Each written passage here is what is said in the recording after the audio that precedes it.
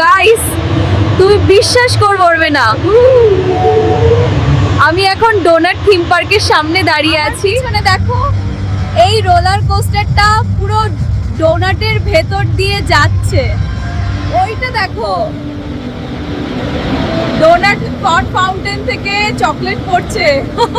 আমি এখন রাইডে উঠবো, কিন্তু অনেস্টলি একটু ভয় লাগছে। OMG! এই স্লাইডটা ক্রেজি। উপরে থেকে পুরো পার্কটা দেখতে